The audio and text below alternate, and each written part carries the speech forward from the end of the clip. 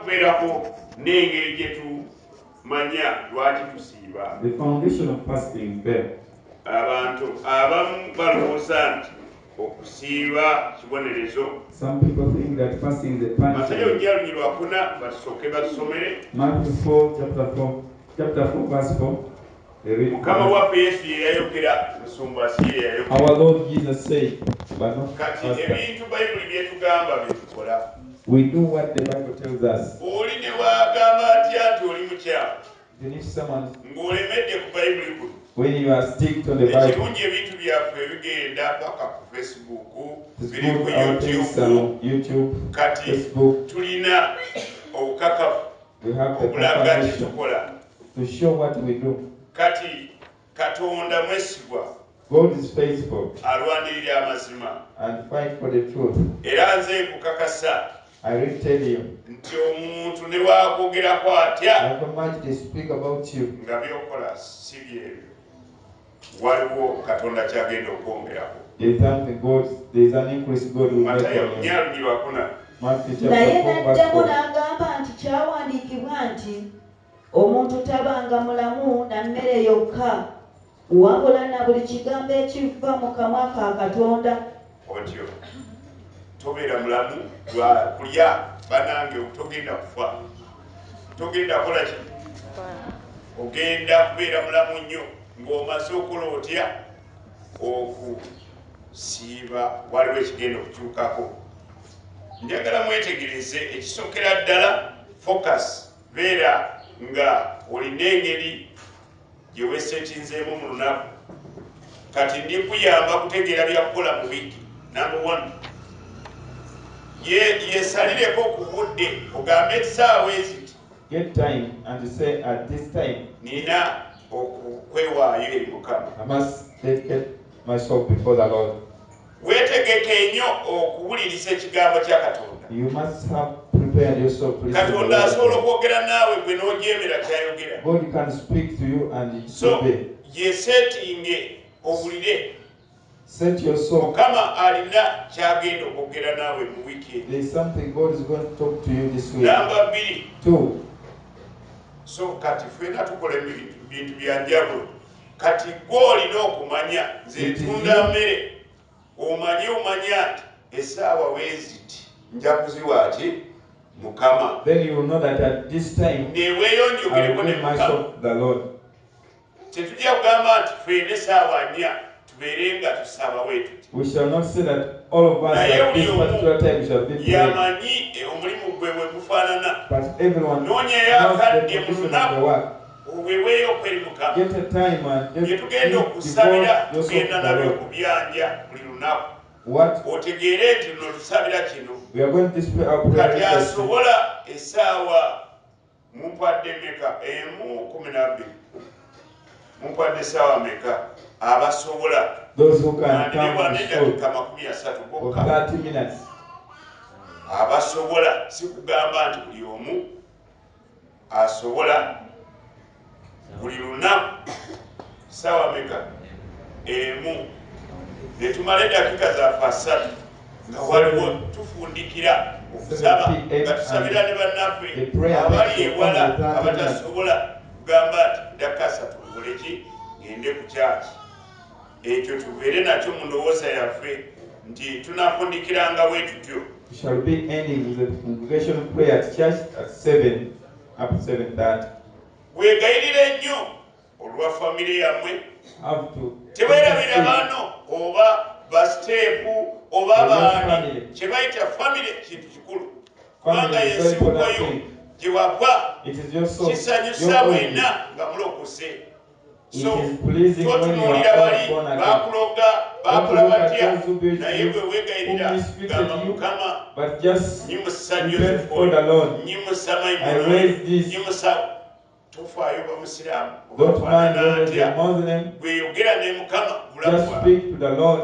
Weegayirira ku lw'amaka gammwe, weegayirira ku lwa musumba wammwe ne famire ye, weegayirira ennyo ku lwa bantu abakwata ku bulamu bwo, weegayirira ennyo olw'eggwanga lyaffe, weegayirira ennyo olwagyokolera ekifo ky'okoleramu, bwegayira ennyo olw'obuweereza wa All Faith. Olabe nti ekizimbe ekyo tugenda kubiraba byonna. Kati olina okubeera ng'oli organized. Somanye Bayibuli n'okusaba. Ekigambo okusiiba kwokka tekugasa. Soma nnyo Bayibuli n'okusaba. Gezaako kuwumula, gezaako kulaba nti tokola nnyo ebintu ebigenda okuzitowa. Era olwo olunaku bw'owuliranga okoze ekintu ekizitowa oli wa ddembe kunyokolegi, oli wa ddembe okukola ki? Naye amateeka g'okusiiba, okusiiba ennyama ez'amasavu ng'ogenda okusiiba omanya nti weeyingiza mu bizibu. Sukaali omungi si mulungi okusangibwa mu mubiri ng'oli kusiiba. Njagala mubitegeera ebyo, saagala afune ekizibu. Bw'oba ogenda kusiiba ogezaako nnyo okulaba nti okendeeza ku kintu kye bayita ennyama. You have to reduce proteins. Omubiri gwo gulina engeri gye gwesetingamu. There is a way your body sets itself. Tegwagala kutambula speed. Doesn't want to move at the speed. Gezaako kulaba nti nabagamba nti bw'oba oli kusemberera okusiiba okendeeza size y'emmere gye bakutera kuwa. Naye bakupika ffe tulya ddaako olitakulimbalimba mbo osooka butuukuka ne weekatira. Tebakuyita kusiiba. Bantu bagendera mu ddaako n'okusinga ate bwe badde tebasiiba. Kati olitakulimbalimba nti okusiiba. Kati omubiri guno waliwo kyekugenda okukuta. Gezaako nnyo okwewala ebintu ebijjuddemu sukaali n'amasavu. Amazzi okkirizibwa okunywa nga weeyagala. Nywa amazzi kubanga mu kutuyana kuno mulimu ebintu ebiyingira mu mibiri gyaffe nga birina kufuluma. So oba osiiba nga tutandika bwe tuti wadembe okunywa amazzi. Oba okola nnyo wadembe. Bw'oba okola emirimu egisitowa okkirizibwa kwenywera porridge atali mu sukaali. You are free to eat porridge without sugar. Porridge atali mu sukaali. Porridge without sugar. You told me to eat porridge. Let me put 4 spoonfuls of sugar. You won't die. Kati ali kulya eddagala. The one who is taking tablets, swallowing tablets. You listen to the doctor and ask, I'm fasting. What can I do? Then you will explain to you.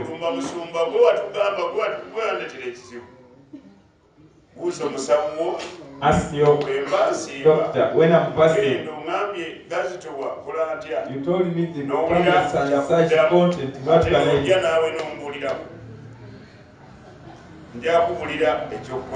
I'll tell you what to do. Okendeeza omubiri kuba tegwagala nnyo kutuyanya. Kati gezaako nnyo okola emirimu naye ng'ezitali za kifuba. Naye bw'olabanga emirimu gyo gizitoba, nze nkwadde akakodyo porridge ajja kukolera bulungi. Newonya ebikopo 10 Mukama ajja kufuusa okyawe ne porridge. Owulidde? Kati gezaako nnyo 10 ojja kutegeera nti Katonda alaba. Owulidde? Just kulaba nti okukola teweeyogeza mu sijja kukola nze ndikusiiba. Teri muntu bwe bandoopera nti musumba yalese omulimu lwa kusiiba. Laba nti okola ki? Bw'oba ogira ki? Okwata kajuisiko katono, sukaali weebeera mu kipo omunene ogwa lwenzoli oteekamu akajiiko kamu. Owulidde? Oyo wa juice. Bw'agenda n'ekintu kye ku mulimu naye nga oligwawako agamba nywa gantu nywa weka naye nga ali kusiiba kati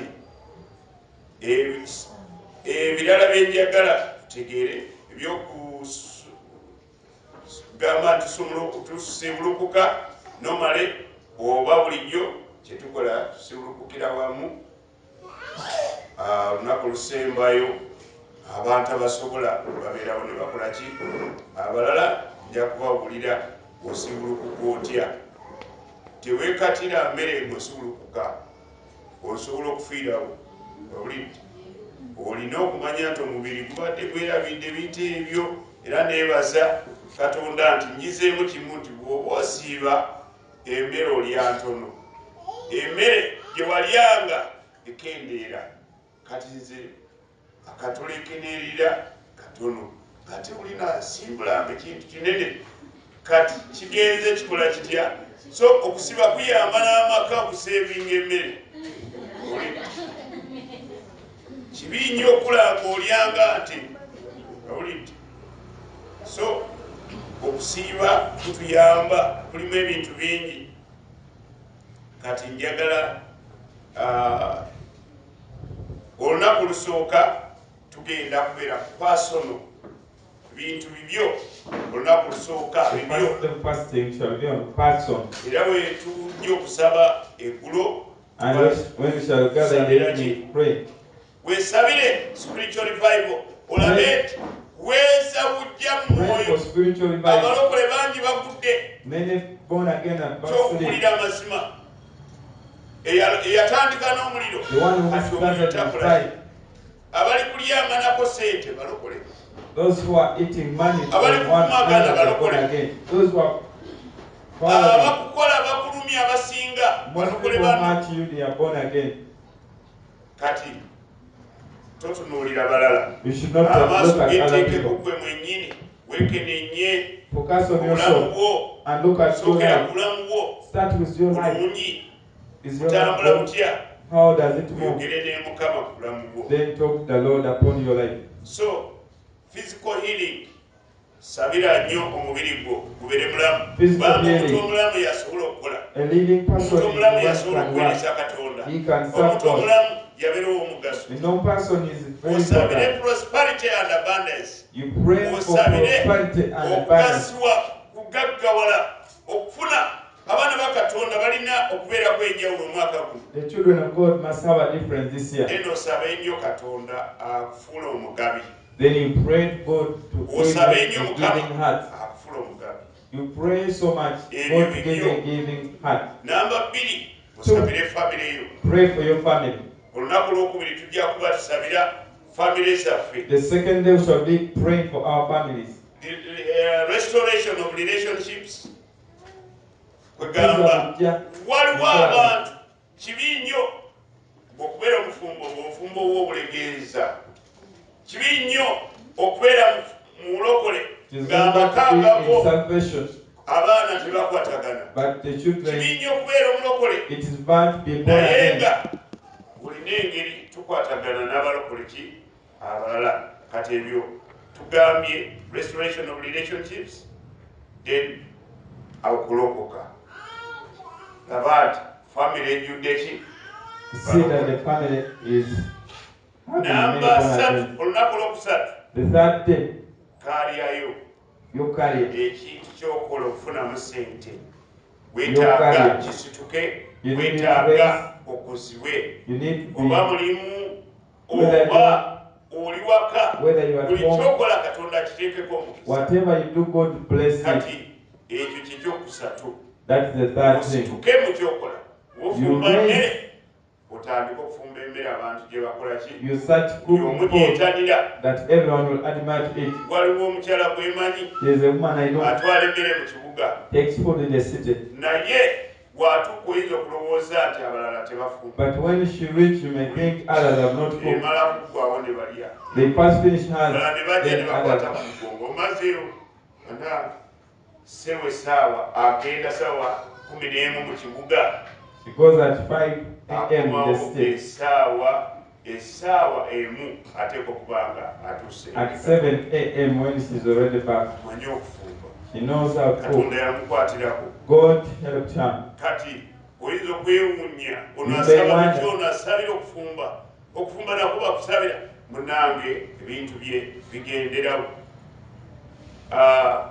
1-2-3-4 tuli ku lwokuna tugenda kusabira obuweereza ministry. obuweereza bwa All Faith. Praying the ministry of All Faith. Okulaba nti abantu balokoka. To see that people get saved. Ekyalo kino For this village, abatuliranye neighbors, tusabire abawulizi b'enjiri. to pray for evangelists, Tusabire babosi baffe.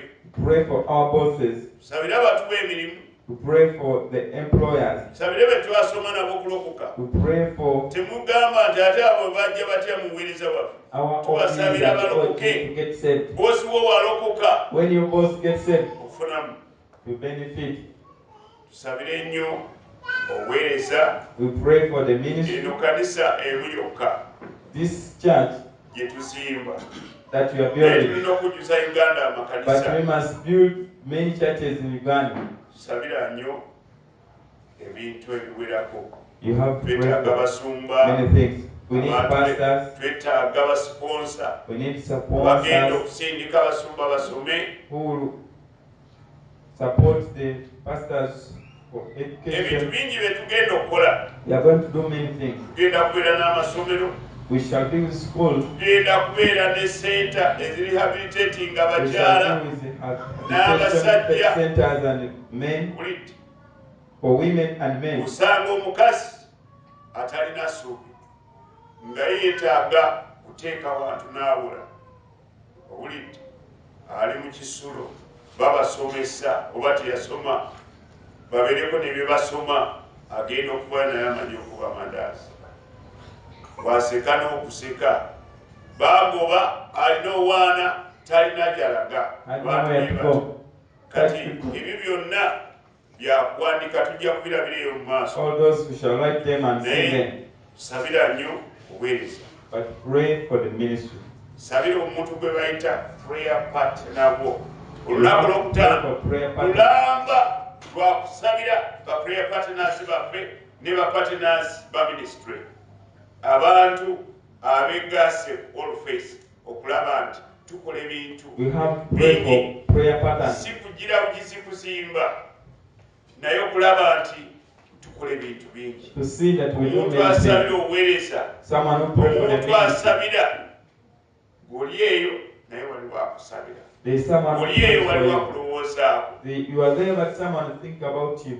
Katonda yanze okusa n'agamba sabira gundi oyo. God wakes me and Neetandika told me to pray okusaba for this n'ensaba person. n'ensaba. I prayed and prayed Neŋŋamba wamukubire kwesi. and said, should I call this person? Naŋŋamba tomukubire. Said, don't Yalina know. okukubira. If I want Yakuba to call essimu you. ku makya He called early morning. ne tuwuzaganya. Then he greeted. Ne mugamba Mukama yaŋŋambye okusabira. I told him, God Kati nze has told me simanyi to pray for kye you. wabadde oyitamu. I don't know what you have passed through that Nabadde night. nfa. He said I was almost dying. N'avuza emmotoka I drove the essaawa car 9 gw'ekiro. at 3 a.m. Bwe ntuuka e Mukono When I reached Mukono, mu maaso eriyo trailer. there was a trailer in Emabega front eriyo of me, trailer. and behind me there was still a trailer. Ebuleeki ne zifa. The brakes N'abadde got ku a problem. sipiidi gyo tolabangako. I was at a high speed. N'enyiga ne ndowooza nti Mukama ayinza okunsaasira n'esiba. I thought that God would N'enyiga help buleeki me and the n'egwerayo stop. nga teri I kikwata. pressed the Ndaba brake. trailer ngenda kugitomera. I saw I was going to knock the trailer. Ekimotoka ekinene kiva eri mu And maaso. another long vehicle was in N'emanya nti front. Katonda yasobola. I knew that it is God who can. Emmotoka yakoze eddoboozi lyesikulirangako. The vehicle made a voice that I've never heard. Ebuleeki n'eddamu n'etandika okukola. And the brake Owulira? started working. N'atutte buleeki wa makanika yanoonyeeko obulwadde bwe buli tiyabula. I took the brake to the mechanic, but did not see where the problem Musajja was. n'aseka enseko He laughed n'afuuka mukwano gwange. and he became my friend. Olwo olunaku lwakumeka olw'okusabira akusabirako. 50 today. Bw'oba tomulina nze mbasabira tompita kuleyakwate nawo. Nze teeka nina okusabira. I have to pray Oyagala for you. toyagala You want honor. kusabira I pray for you obeere mulamu. to be alike. To be a responsible person, to have a difference.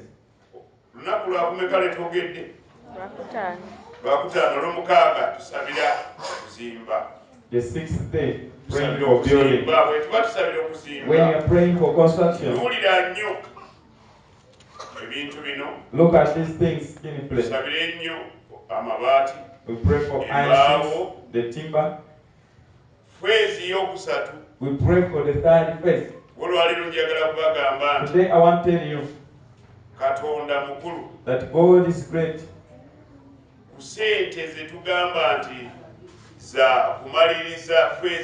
The money we say that just complete phase 2. We are many with only 600,000 shillings. 600,000 shillings remaining for the phase 2 to be completed.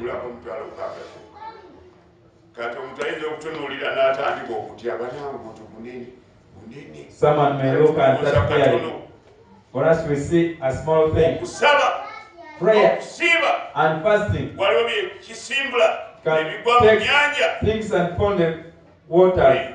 So, Katonda, wabera ku ludalo, When God is on your side, Romans 8:31, those backbiting, have pity upon them and forgive them. When people look for you and they don't get you, don't see, you don't do. They look for you and they can't find you. They will put people upon you, talk about you. But if you hate that person, then you start seeing those demons. You have thank God so much for all the ones that come upon you. Because even our Lord, it is very bad to suffer for a good thing. When they say you are a witch and you're a witch, it's bad. But if they say you're a witch when you are not, you go to your side and thank the Lord. You say, Lord, forgive them. It's you say, I forgive them and I thank you because you say that if you want to grow, you leave people talk about you. When they talk, there must be truth. Then they say that is right.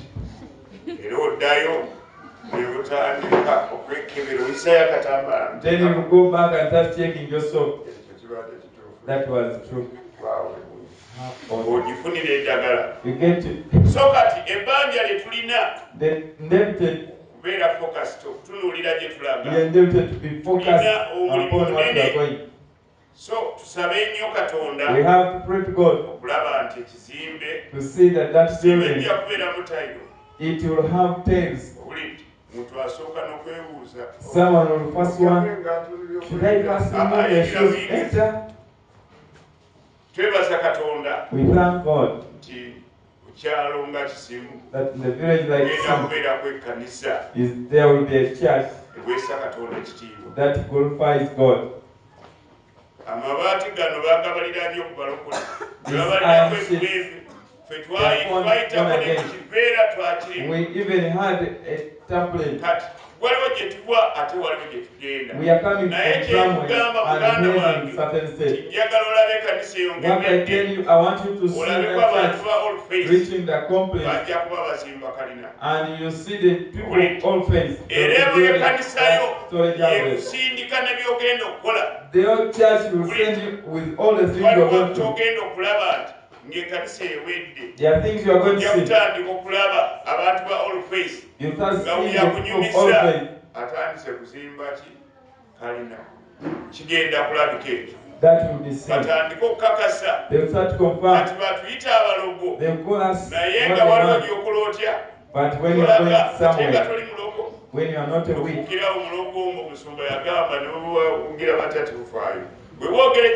when they speak the truth, you have to think twice and change. I told you people. Mulabeko omuntu mukomera mukkirize nti si kirungi kutambuza lugambo. amanya gaabwe mugakoleredde. You've worked for your name. Ofumbo obukoleredde. You've worked for your money. Yakwejeezeko lugambo nga bweyagala abasajja nga bukola olowooza yabadde mubalenzi bagendeyo okulinda abasajja naawe obeereko n'akatambi wekati. You should have a recall. Gambo ojja kubinyonnyoka musajja ankubire bwerere embooko ng'agwe wayogedde awo oyo alirayira nti alindaba ndiba musiru. That one will swear that sabire nnyo abantu abateeka mu kizimbe ekyo sente. We pray for those people who put money in the building. Muyinza okulowooza nti There are people who pledge. waliwo abantu abeeyama emitwalo 10 who pledge 100,000 misaala gyabwe. Waliwo ne house girl. There's a house oyo girl. asomooza nnyo muwala oyo. That house girl arranges mission. yeeyama mutwalo buli mwezi. Pledge Era buli 10,000 mwezi every akola month. ati tasabira wano. Doesn't pray from here. Abeera wala okuva wano. Stays far Naye from here. twamusabira But we prayed n'awona for her. She got healed. n'atereera kati yeeyama. She Kati pledged. sente erina okubeerawo. This church has Kati to be aweereza saved. mutwalo buli mwezi. She sends 10,000 every Oyo month. yansomooza nnyo. That person challenged me so much. Waliwo omuntu eyalina house girl. There's someone who had a house girl. Ng'eyamusasula. Nga boosi ali mu nyumba ya kipangisa alina omukozi gwe bayita house girl. House girl yagula ploti n'azimba olw'okwagala Katonda. Because of loving God, the housemate owns Omukozi the plot yazimba naye nga boosi we akyali mu ki? but the boss is still in Ekyo rental. kiruma ekyo. That thing can hurt so much. Yabawulira ng'agenda mu kayumba. He told them when he was going to her house, Badde saving sente wange. I was saving my money. Kati ngenda mu nyumba yange. Right now I'm going into my house. Owulira otya ng'agwe boosi. How do you feel if you are the boss? Omanya ati Katonda akola. You just know that God works. Olunaku olusembayo, The third week, olunaku olusembayo, the seventh day, olwo olunaku tugenda kusabira nnyo we are going to pray ebizibu. for the problems, Ebizibu byammwe. your problems, Ebizibu byammwe. your problems. Deliverance yammwe. It will be your deliverance. Buli kyoyagala Whatever you want Katonda akole. God to do. Teri muntu asobola kugenda ewala. There is no one Bamusibe. who can move ahead when he's born, when he's in prison. Kati olunaku lusembayo The seventh day, tugenda kubasaala we shall pray okulaba nti ova mu busibe. to see that you come out of bondage. Tuli twayogera ku ngalo zaffe. The other time we talked about our hands. Sisita n'ajja nga tumaze okusaba. And Olunaku the lwaddako sister came the following day after the prayer n'akola waati engalo and showed nga her ziringa ze baalimyemu as if nga ziri kweyobula muvaamu agantu. Ekiro kyonna gantu gaali gakukamu. the whole night things were coming out of her hands. Sumba Katonda akola. And said, Pastor, God works. You see my finger. Owulidde bye baateekamu ekibadde kyasiba sente Whatever kyateetulira the mu ngalo. money was there in the hands. Yagenda aseka yekka. He went laughing. Atandise okukola sente. Right now she's making money. So nange nfunako obujulizi I always get testimony obunsanyusa. that please me. Singa sifunako obujulizi. If I don't get testimony, I would have had Okusaba nga tolabako ansa. praying without an answer. It's very bad. Ekyo kye kimu ku bintu ebiraga nti That tulina is one of Katonda. the things that show that you don't have. Era gamba buli yonna tulina Katonda omulamu. We have a living God. So oliwaddenga okubuuza musumba You are free to ask pastors questions, naye okusiiba but fasting, twagamba wiiki yokusatu we say the third week, tugiyingidde. and you have entered it. Bintu twogera nga tulowooza biri wala nnyo. We speak thinking things are far. Omutwe gw'ekigambo gwe tugenzeemu kati. We have entered into the theme of the word. Saawa zaffe ntono muzimanyi. We have a little Tulinde time. kwedaka 22. Olwaleero njagala tutegeere bulungi. Today I want us to see Olwaleero mmeka? 11. Olwaleero 10 n'ameka? 11. So eno si wiiki ya kusatu namwe. This is not the Eno Bible. wiiki ya kubiri kubanga ewiiki ebeeramu ennaku 7. musanvu ogatako musanvu ziba meka 10 n'ameka n'anya kati olwo wiiki ebeeramu enaku musanvu anya kulimba ewiiki ebeeramu enaku meka musanvu olowooza February alina wiiki ziri 4 not so owakadira ki 28 days 28 divided by 7 zibe enaku meka Yes, this is the second week. So a wiki yaffe yokusatu yakola ki yakusiiba saagala tubale bubi eno si ye wiki eyokusatu eno tuli mu wiki yaki yakubiri so tutandika nga 10 n'ameka na 8 kyomukitegeere bulungi saagala mwerabire mumpulidde bulungi otyo kati bw'obanga oli kusemberera okusiiba okendeeza kusowaana obulira bulungi nnyo olubuto luba lumanyi nti kirabika waliwo ekizibu owulidde naye gwe eyajuzizza olubuto ate cwa lwereere osobola okukamba esaawa 6 enjala esobola okukwata olubuto ne weewuunya nekwata omugongo nemukunya omulala yankubira esimu tusumba mbadde nosowanira ebyenda nembirako nakamirako 2 eyongera okusiiba lekerawo kukulya seweyogezayogeza byawusire tereka lekerawo okwerimbalimba omuseeko olira ddala Stop saying that if you have tested, continue with it.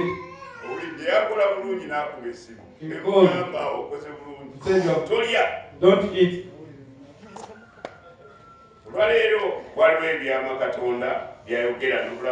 There are secrets that God speaks upon your life. God speaks the word in 2 Corinthians chapter 8 verse 9. Turn to your neighbor and say you are rich. He would laugh at you, but he tell the neighbor you are rich.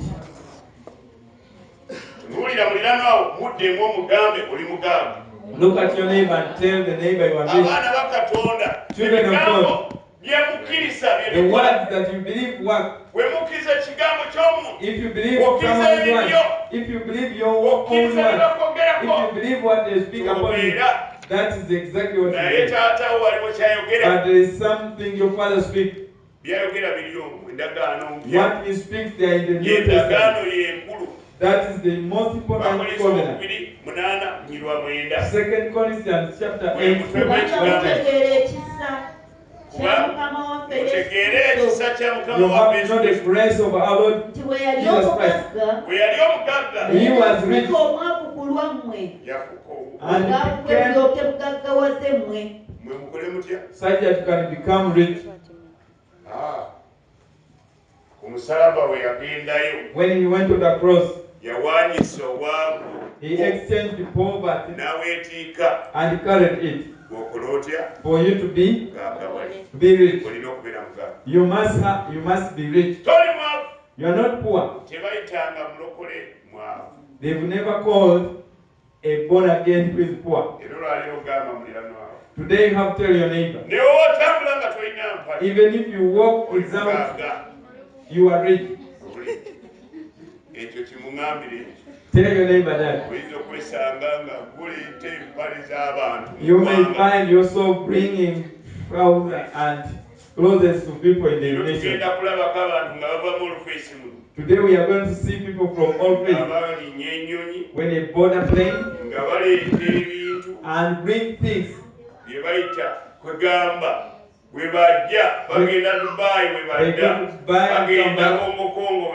go to all those foreign countries to come here. They are businessmen and women. God wants to change your attitude. I told you that Saul must become poor. oteeko okubeera okukyusibwa You must reform. You must be balekerawo reformed. okutulimbalimba nti osooka kukka mu They nyanja should n'okuna amaanyi ga they should Katonda stop deceiving us. You first go balekerawo under the okugamba waters nti osala and get the muntu power of the Lord. n'olyokagawala They should stop telling us that you first kill naye someone nga to get tuyize wealth. nga tuyiga bayibuli But for us, when we learn the Bible, katulabe they will see us. nga oli azimbye kalina Someone has built a flat house, n'oli ate and the other one has, n'oli even the other one, n'oli even another person. batandika okubuuza ennyanja Then they will start asking, ennyanja gyekugenda mweru where is that lake that you go? otandika okutegeera nti abantu basiru You will get to know that people, ffe twalokokera ddala for we are born again, tulidda wa sitaani and you shall never go back to Satan. tewaliyagala atya However much you want, era buuza buli yenawo ask your neighbor, are you born again? njagala kubegayirira I want to see nga you ntandika okuweereza as I start ministering nti munange oba oli eyo that if you are there, ng'obadde mulokola you saagasaaga have been n'obulamu a born again who jogs the life. nga wamala okusaba After the prayer pastor, njagala odde mulokoke I want you to confess again. baseke nga bwe baagala They would laugh as they want, naye katonda alina gyakutwala but God is taking you somewhere. bw'oliba osazeeko ng'otudde waggulu When ku kalina the time will be there in the flat house, you will say, Pastor, you will oba remember, ndiba Pastor, ndiruddawa I don't know where I will be, naye olijjukiranga omusajja but you'll be remembering nga this musuba man. oli yayogeranga The other ng'asaaga man you speak as naye he was kati joking, ndikulaba kyeyayogera but I'm seeing right now kyeyagaliramu what he spoke. bassekabaka The owokubiri 2 Kings essula 7 chapter 7, olunya olusooka verse 1. teri mulokola omwami There is no poor born again. tugenda ku kirabo ekyo We are going to see. kati gwe bw'oba obuliriza bulungi If you are going to listen, genda kukakawala you are going to become rich. waliwo awo oluwulya Erisa n'ayogera nti awo erisa muwulire ekigambo erisa n'ayogera nti Elisha said muwulire ekigambo that listen, muwulire ekigambo kya Mukama. muwulire ekigambo kya mukama listen the word of the Lord. Bw'atyo bw'ayogera Mukama nti enkya enkya bwe That bunaabanga tomorrow- bwe kapengaano bunaabanga bukedde And abakozeseza kampegano kati mwe abaganda mwakwatirawo ebigambo by'abasuga how do you get such words? ekigero ky'obuta obulungi kiritundibwa sekeeri n'ebigero 2 ebya sayiri sekeeri mugenda kugula ebintu bya ndondolo You buy cheap things. so olwaleero bwe tufuna obubaka obukyusa obulamu bwo Today we get the message that will form your life. For years and years. mwana gwe You are rich. era ddamu ngambire mulokolo oyo You tell that born again you are rich.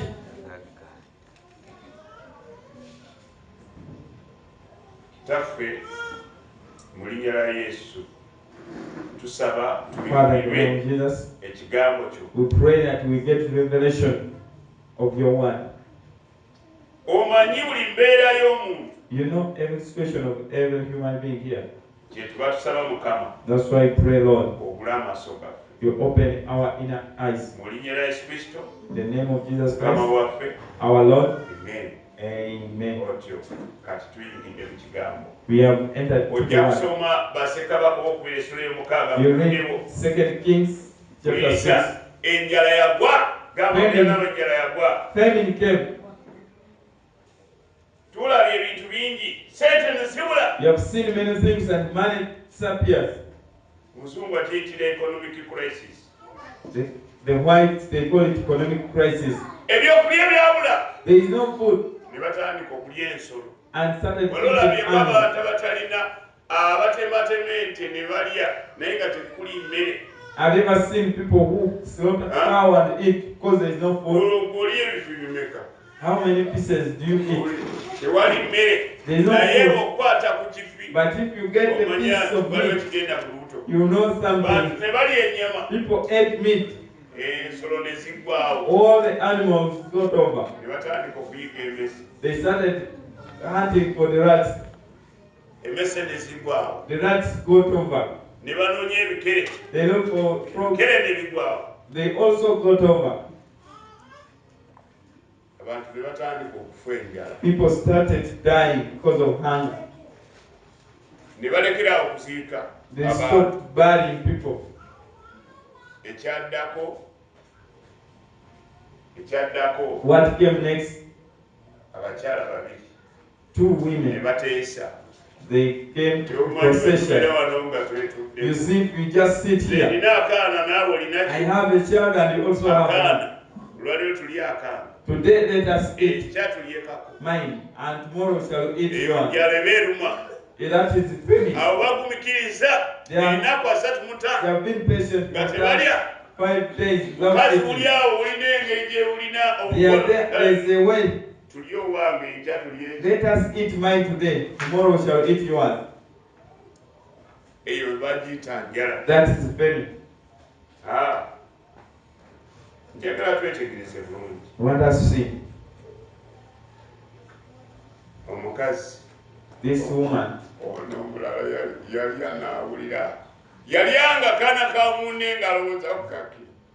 He ate the name. The friends shall think about us, even mine. We slaughter this one. He got a place to hide. He got somewhere to hide the child. Said, I don't know whether they have stolen the child. I don't know where the child has gone. But waking up, I did not see the child. Listen, my brethren.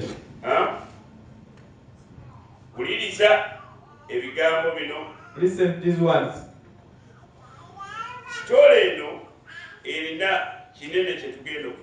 This story has many things, has a lot that you are going to. We read chapter 6, verse 26. Awo kabaka wa Isirayiri bwe yali ayitawo ku bbugwe, omukazi n'amukabirira n'ayogera nti, mbeera mukama wange ayi kabaka. Help me, my Lord. Olowooza yali enjala ng'etuuse ne ku mugongo. Bw'olira akaana kalamba ate olunaku luddako okola otya? 27. N'ayogera nti Mukama bw'atakuyambe Mukama watakuyambidde. Nze and said, if the Lord do not help you, where shall I help you? There are things that God, the government cannot do. There is a stage to reach, and you also know that this one is only God that can help me. Listen, my brethren, there is no one who wants to eat a fellow human being, but see these people, they ate. Listen to what God is saying. And today we have a difference. I want you to know that God had. The king said, if I cannot,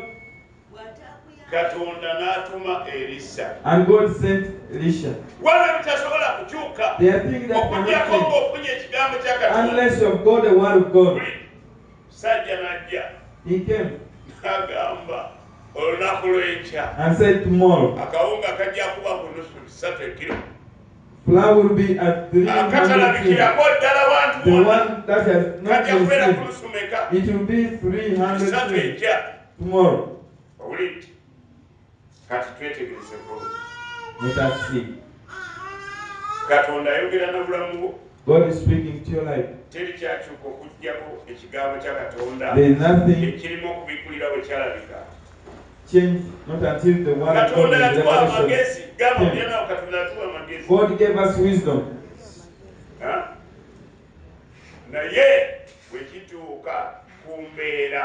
But when it comes to a harsh situation, there are things you speak when you are not in the situation. But when you are in the situation, you have a difference. Ask your neighbor, have you ever slept hungry? Have you ever slept hungry? Some of you have gone eating things. Everything is there. Ask the neighbor, have you ever slept without food? Then you start telling this person, let's pray. Many years later, you have a lot of thoughts. So let's see what Pastor is saying. God gave us wisdom and God saved. But when we look at the issue of financial increase,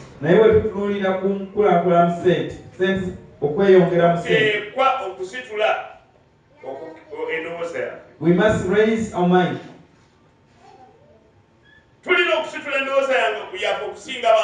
We must raise our mind more than the actual people. When you look at money, when you look at the situation, we look at the problem, we must raise our mind more than the ordinary people. The problem, we think that we are the same. There are two systems of God and one of the world. Today I want to tell you that you are in the system of God.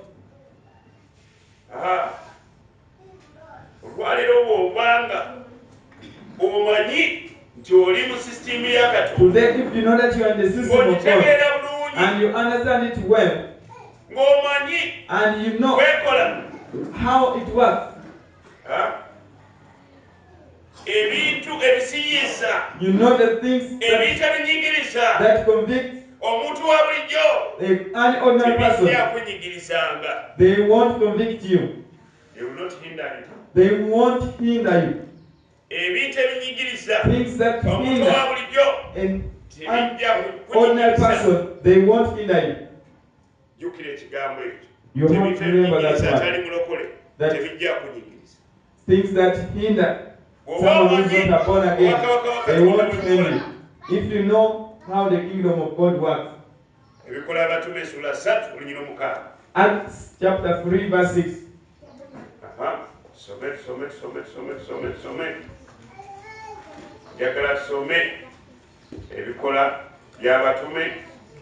Naye Petero n'agamba nti effeeza ne zaabu sirina, naye kyennyina kye nkuwa mu linnya lya Yesu Kristo Omunnazaaleesi. Listen, those words carefully. There is a revelation. Twetaaga okubikkulirwa. Okukyusa obulamu bwo. You need to read the word with the revelation. Silver and gold I don't have. Silver and gold I don't have. But what I have, I give it. There is something that God is putting in you. You have a revelation. You don't have money, but there is money enough. You have a price, a different price of money that you can give others. I want to see. We are going to see money. Just paper. You can get a paper of cement and compare it with a door. Give this one a paper of cement and refuse to say I want the other one. The other paper is big. Listen. Silver and gold I don't have. Money is just a store of value.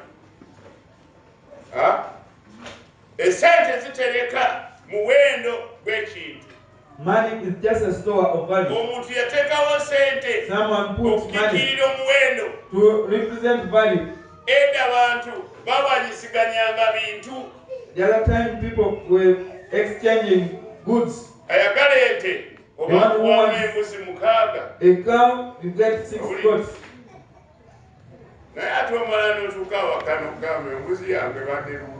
Then reaching home and say, this person has seen only the big one, but things that coming hard. The other one, dig for me today, even the other day, I will come to you. They could say they could exchange goods and services. Not until it became a problem. Then they had planned to get money. Today I want to tell you. The most important store of value is revelation. Today you understand that there is money, but I have money that is not seen. I have money that is not seen. You are precious. You are crying. They pass it, imprison you, then money will come. They said, your wife fought with the neighbor. And you've been saying, I don't have money. You are precious than money. You see someone, they have paid 600,000. Where did that money get? This is the type of payment, but they have got the 600,000 in 4 minutes. Listen, I don't want you to say that you first struggle before you get money. The most precious value. So, there are people that the word of God work for them. When you don't have paper money or coins, you call yourself poor.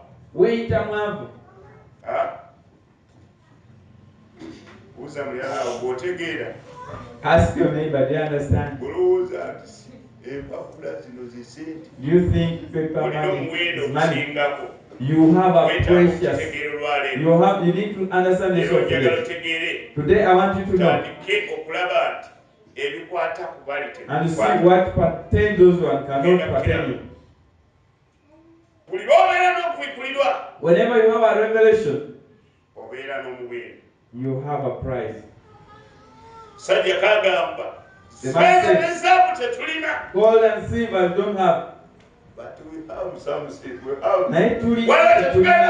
There's something we are going to give you. We give it to you in the name of Jesus of Nazareth. How much did that man pay? When the legs are gaining, how much can you pay such a person? If it's your child,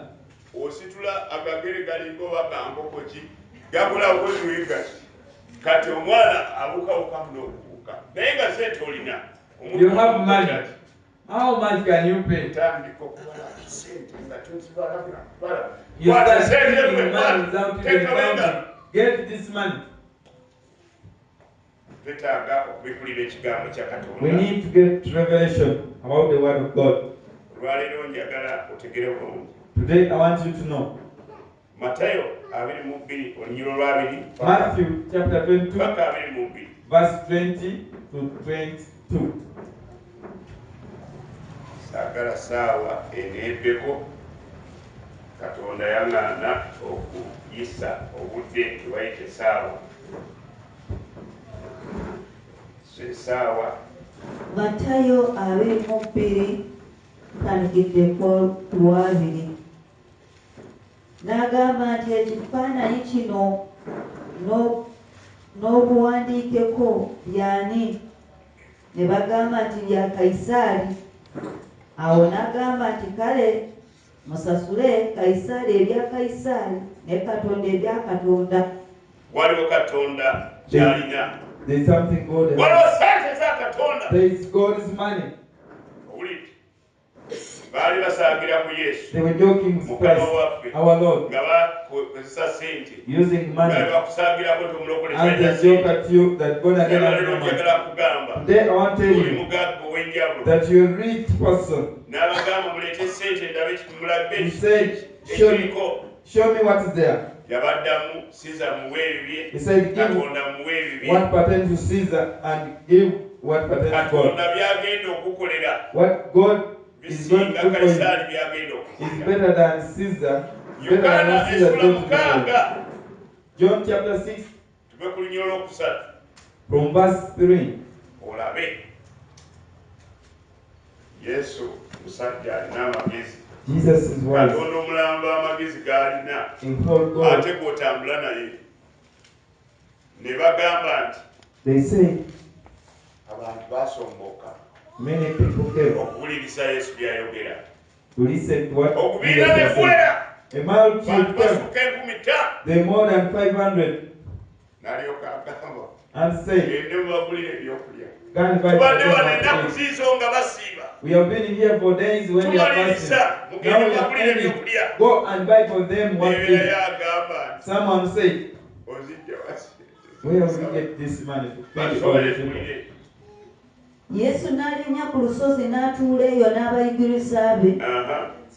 N'okuyitako embaga y'Abayudaaya kwali kunaatera okutuuka. Awo Yesu n'ayimusa amaaso n'alaba ekibiina ekinene nga kijja gy'ali. Ekibiina ekinene. N'agamba Firipo nti tunaagulawa emmere bano gye banaalya. Yayogera atyo kumukema. Okawulidde yayogera bw'atyo kukema. He spoke that to prove him. Wali otuseeko bw'otuuse sente ne zeesiba. Have you ever reached a state when you don't see money? Ne zeesibira ddala. Money gets stuck. Tolina sente naye nti olina okukola ebintu You don't eby'esente. have money, but more you have to do things that need money. Aha. Soma. Yayogera atyo kumukema ng'amanyi yekka ky'agenda okukola. Firipo n'amuddamu nti emmere egulibwa dinaali 200 teba bune buli muntu okuggyako akatono. Omu ku bayigiriza be ye Andereya muganda wa Simooni Peetero n'amugamba nti waliwo omulenzi wano alina emigaati 5 egya sayiri. Ojja kweyongerayo. You will continue. Ow'esente yagamba nti The one of money, ne wazireeta tezimala even if kumaliriza. you bring that money, Ate ne bwe it's twagala insufficient. okugula maduka temubeera mu Even if they bibali. want to buy, there are no things in the Gamba shop. mulyanaawo Katonda asobola okukyusa embeera yonna. Tell your neighbor, God can change Gamba any mulyanaawo situation. Katonda asobola okukyusa embeera God yonna. can change any Abantu gye situation batya abantu that babulijjo. people fear. Naye obeera n'okukkiriza. But if you have faith, Maako 9 Olunyi 23. Mark Obeera 9:3, n'okukkiriza. if you have faith, Buli kimu kisoboka. everything is possible. Buli kimu kisoboka. Everything is Buli possible. kimu kisoboka. Everything is possible. Ha? Njagala weetegereze bulungi. I want us to see Ku musalaba e Gologoosa, on the cross, Mukama waffe yakola kye bayita substitution. our Lord Yakola mulimu once. gw'okuwaanyisa. He did what called substitution. Omwavu ofuuke mugagga. Omugagga The Yesu poor to become rich. n'afuuka omwavu ku lulwo. And Jesus became Kati poor bw'atuula for your wali ne sake. yeewuunya. When he Omusaayi sits there and one, gwayikira ki? Bwe njagala okunyiiza Yesu. when I want Ngansaba. to provoke Ngansabira Jesus, omuntu omwavu. I'm praying for a poor person Mukama laba omusaayi. and say, Lord, see your blood. Omusaayi gwo gwe gwayikira You wafaanana. see how the blood that was shed. Malayika n'aleeta etteko mu musambi omubaade gw'ekwese mu kiwato. Then the angel will send. Muntu n'agwa eri. Naye agenda okudda ng'aliko enjawulo. But this person come back. Gamba another day. Setaani. Say, Satan, Setaani. Satan, Nkusiibulira ddala. I say farewell to Onsibye you. ekimala. You have bound me for a long time. Naye Yesu abanga But agenda ku if musalaba. Jesus went on the cross Gaggawale. for me to become rich, Luno ngenda kugaggawala. this time I'm going to be rich. God's revelation is convertible currency. Okubikulira kwa Katonda kw'ekigambo kya Katonda God's revelation osobola okugyamu sente. is convertible Baba kind. Yokaana 1:14 John 1:14 atukakasa bulungi confirms us very well ekigambo that the word ekifuuka omubiri. became the flesh. Njagala kugamba nti ekigambo kivaamu sente. I want to tell you that the word Ekigambo kya can Katonda converted into man. kivaamu musajja. The word of God Ekigambo kya can become a man. Katonda kivaamu omukazi. The word of God Ekigambo can kya be converted to a Katonda woman. kivaamu ennyumba. The word of God can be Ekigambo kya converted to a Katonda house. kivaamu eddagala The lye. word of God can be Ekigambo kya converted Katonda to medicine. kivaamu buli ky'oyagala. The word of God can be converted to everything that you want. Kati Sekerera talina Bayibuli. You should laugh at one without the Bible. And say, I pity you without a Bible. You have not yet answered that your price is in the Word of God. Acts 20:32. I want you every scripture you read, look for revelation. However much someone speaks, when God speaks, all other ones die. Even the one who casts you will take tea at your home. Era ne kaakano mbasigira Katonda n'ekigambo kye. And now I commend you to God. Ekiyinza okuzimba n'okugaba obusika mu abo bonna kiyinza okuzimba n'okugaba obusika. Ekigambo ekikuwa obusika munange tebajja kuwa ssente kwewala okukola mwana wa Katonda. Kati obusika obuli mu kigambo kya Katonda tebuli mu gantu mugenda okugabana. The inheritance is in the Word of God, not the things that you are going to share. I want you to see what God speaks to you. The Word of God has your inheritance. You always fight for things.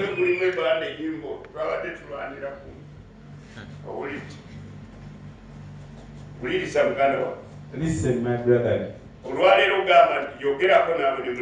They say, ekigambo kya Katonda kigenda kusooka kukyusa before giving you the material equivalent of what belongs to you. Nga tekinaba kuwa ebyo byennyini ebibyo. Wekikyusa mu katono. When slightly you get when it increases you convert even the money increase. That's how it works. Bwekyo bwe kikola. Now you sleep on the Word of God. They shall read the Bible. You read and feel headache the whole day. You need to get rich. Who you are determines how you see. Ekyo kyoli kikakasa kyolaba. Who you are determines how you see.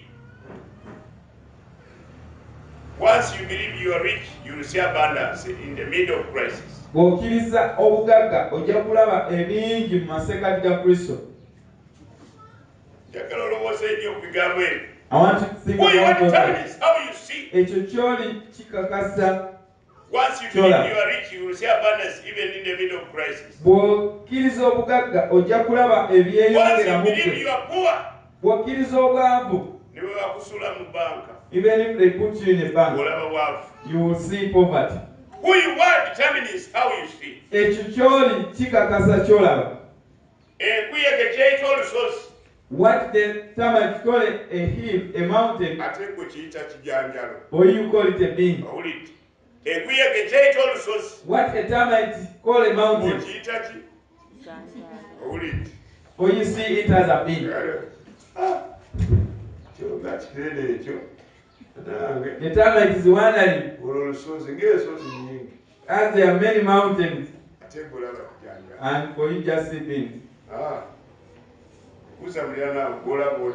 Ask your neighbor, how do you see? Ayingira ne quarter kilo ya sukari. Enter with a quarter of sugar. Omulokole A born again ayingira ne quarter kilo. enters the quarter kilo of Sewoli sugar. ekyuse tusekwanze eno jinja zirina nedda nze nasoma. If the shopkeeper says, I don't have that stone, says, Amajani kali kwa ataano. even the tea leaves Teka waliwo tikajja kukola. and 50 grams. Ye afunye ejjinja eriri majani gati kulawuka.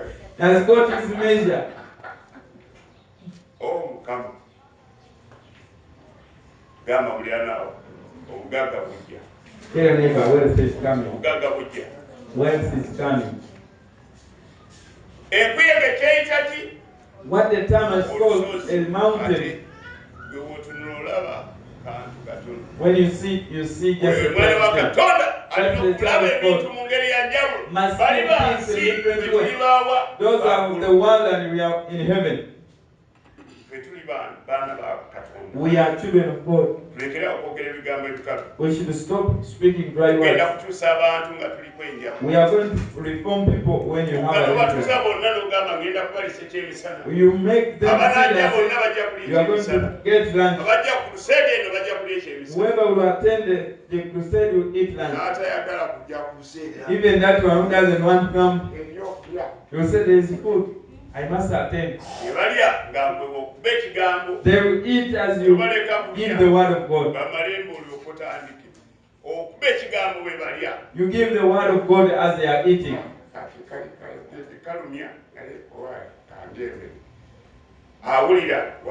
He's hearing at the same time. God wants to see that you change others when you have a difference. Isaiah 55 from verse 7. When God looks at you, He pities you. My mind is not your mind. The way you see in a different way. What you call problems, He sees an opportunity.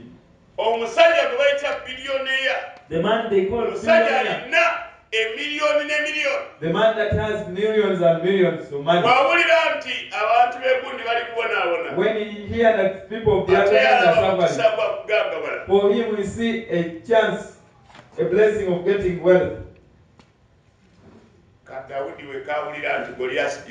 When David heard that there is Goliath, those old strong men, they said, where shall we get a man stronger than this? He had the word of God. He saw the kingship. He saw as he was going to become a king. In the situation, there must be your way. In the bad work, there must be your beginning. God is speaking to your life. You are making testimony. Every tree has a seed. You should not ask your friend, how did you do to buy a car? When my friend saw me where I fished a big fish with the hook, he said, let me also put there. I said, where have you been putting? He said, you have been putting here. Then I put here. I got even the other big fish. He was still there. He did not get anything. Every tree has its own seed. You have a blessing from your Father. God prepares.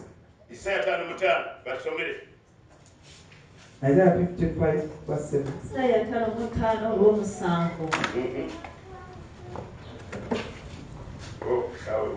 Gamba nti omubi aleka ekkubo lye n'omuntu atali mutuukirivu aleka ebirowoozo bye era akomewo eri Mukama naye anaamusaasira adde eri Katonda waffe kubanga anaasonyiyirira ddala nnyo kubanga ebirowoozo byange si birowoozo byabwe.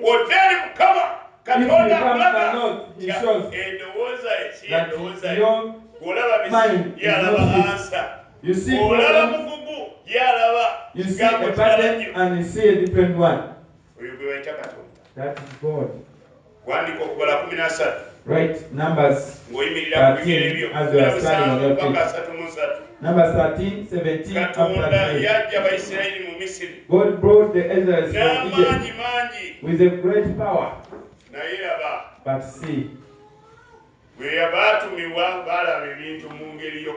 then when they they divided themselves into two.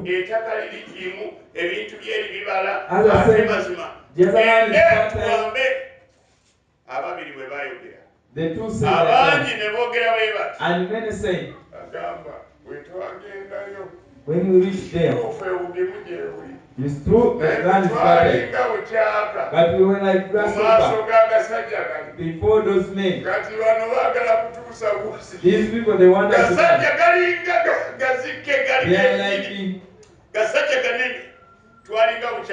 we were like locusts before them. We cannot fight them. Tell your neighbor, I no longer fear the situation. Stand on your feet.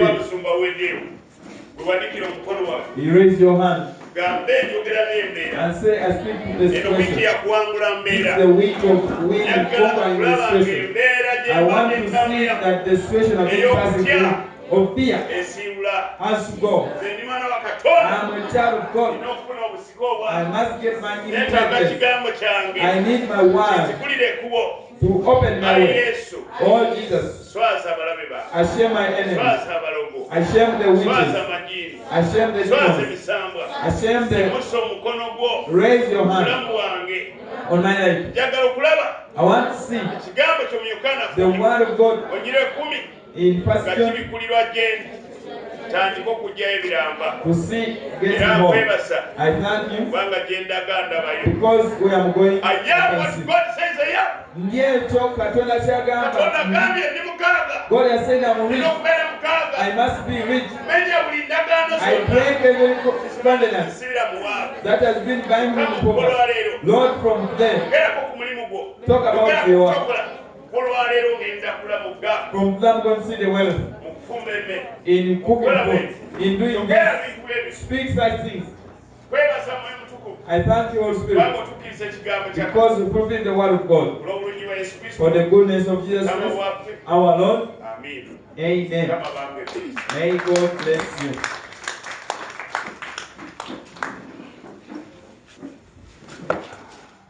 Hallelujah.